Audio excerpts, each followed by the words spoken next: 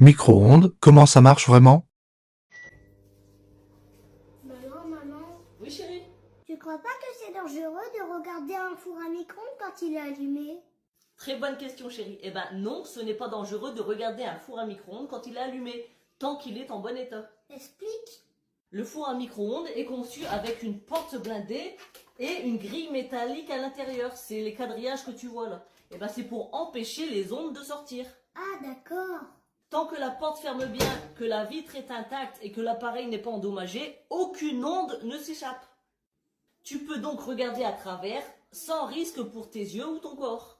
Ce qui pourrait poser problème, c'est si l'appareil était endommagé avec une porte fissurée, une porte qui ferme mal ou des joints abîmés. Là, dans ce cas-là, il faudrait arrêter de l'utiliser en attendant qu'il soit réparé ou remplacé. D'accord, maman, merci.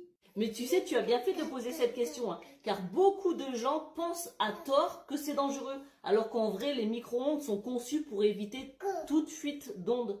Vu la tête de mamie, je croyais qu'elle avait regardé trop le micro-ondes.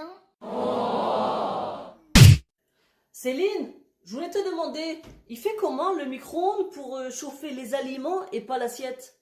Très bonne question. En fait, je t'explique les principes de base. En fait, le micro-ondes envoie des ondes électromagnétiques qui font vibrer les molécules d'eau. Et quand ça vibre, ça chauffe. Mais pourquoi il chauffe le manger? Comment il sait, là il y a du manger, ça c'est pas du manger? Parce que les aliments contiennent beaucoup d'eau. Donc les molécules bougent, résultat, ça chauffe vite. Et l'assiette alors? Elle chauffe beaucoup moins parce qu'elle contient presque pas ou pas du tout d'eau. Donc les ondes la traversent sans trop l'exciter. Résultat, elle reste froide ou tiède. Ah d'accord. Mais attention, l'assiette peut quand même devenir chaude. Pourquoi?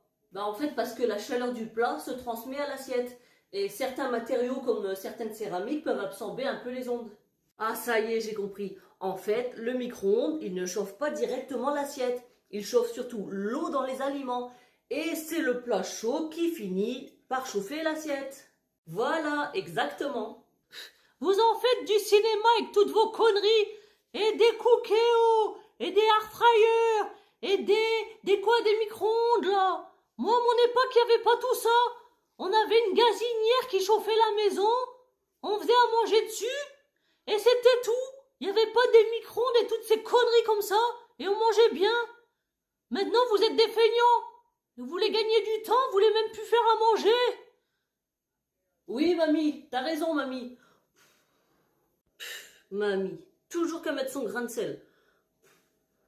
C'est la vérité avec tous vos gadgets, là. C'est comme les machines à café. C'est celui qui aura le plus cher